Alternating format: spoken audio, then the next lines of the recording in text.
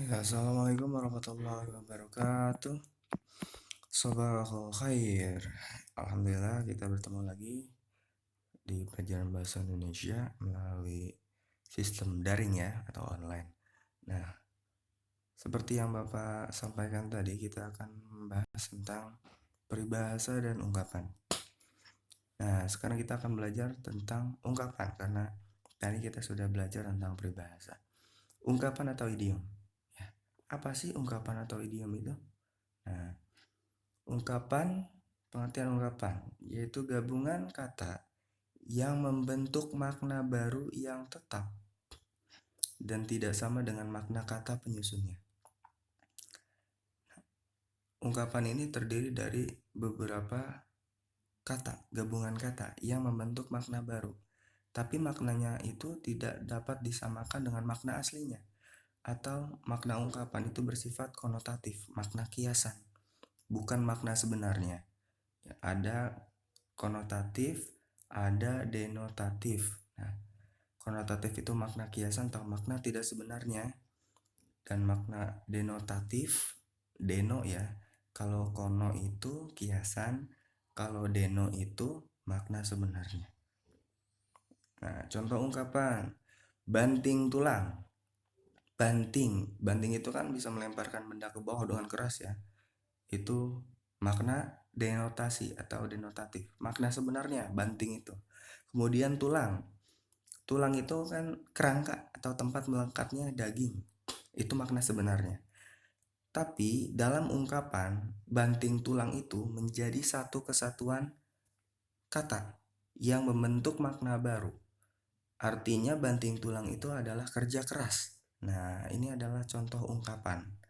Ya, ungkapan bermakna konotasi atau makna tidak sebenarnya atau makna kiasan. Mana makna konotasi? Makna konotasi itu yang banting tulang.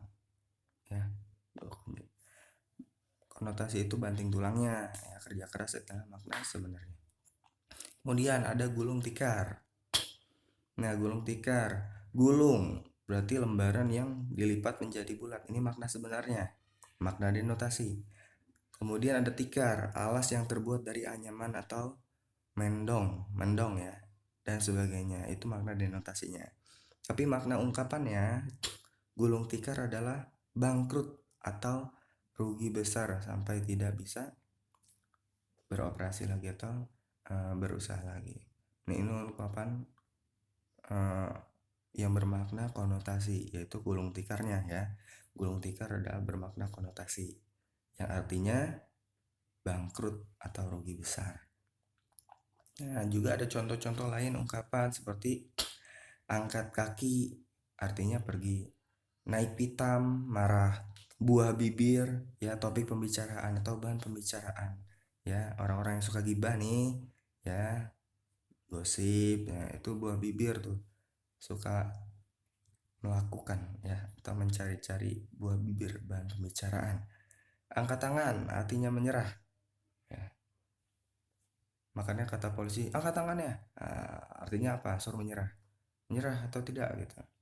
Juga meja hijau. Nah, meja hijau ini artinya pengadilan ya. Bukan berarti meja yang warnanya hijau. Kemudian ada buah tangan. Buah tangan itu oleh-oleh. Ya, nggak mungkin kan tangan punya buah. Nah, kemudian kutu buku. Bukan berarti kutu yang ada di buku, tapi orang yang suka membaca buku. Ini idiom namanya, ungkapan. Kemudian kepala dingin, bersikap tenang. Nah, ini ada contoh soal.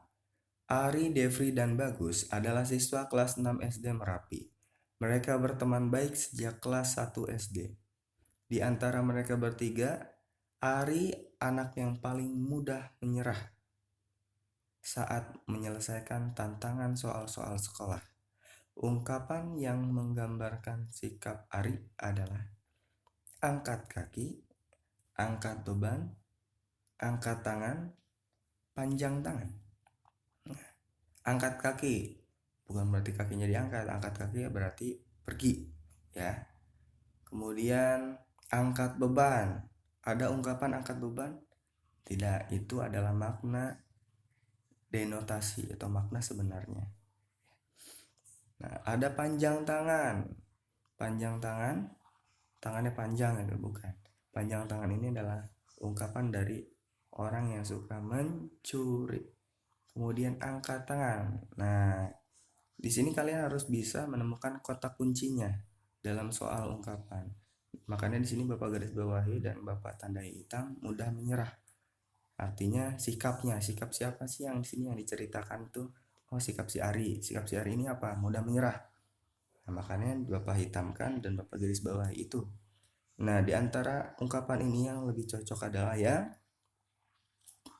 kalau kalian jawab C, berarti kalian menjawab dengan jawaban yang tepat. Angkat tangan adalah menyerah. Ya, berarti ungkapan yang menggambarkan sikap Ari adalah angkat tangan ya, artinya mudah menyerah. Kemudian, nah, mereka sudah banyak makan garam dalam hal itu. Nah, di sini ungkapannya yang mana? Ya kalian juga mungkin sudah bisa menebaknya karena udah ditandai hitam sama Bapak dan garis tulisan miring. Di kalimat yang pertama itu ada makna ungkapannya adalah makan garam. Bukan berarti dia makan garam, tapi itu adalah ungkapan untuk menceritakan orang yang banyak pengalaman ya.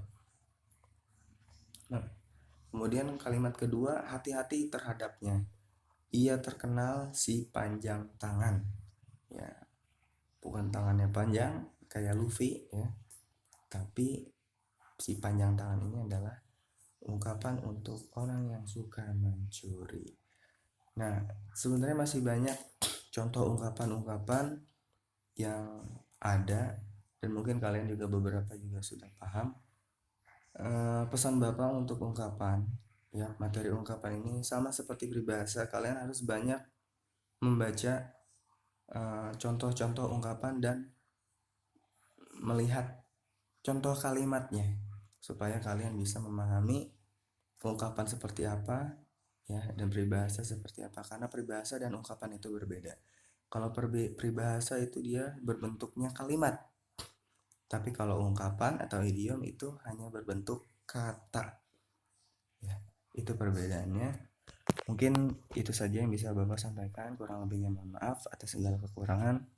Kalian bisa banyak lagi baca-baca di internet ya, kan ini kan sistem belajar online ya, daring, jadi kalian bisa menggunakan handphone kalian untuk belajar. Jangan kalian gunakan handphone untuk bermain gadget, dan gunakan waktu kalian untuk belajar, bukan malah memanfaatkan kesempatan ini untuk bermain gadget. Oke, cukup sekian dan terima kasih. Mohon maaf atas segala kekurangan. Bapak tutup. Wabillahi taufiq wal hidayah. Assalamualaikum warahmatullahi wabarakatuh.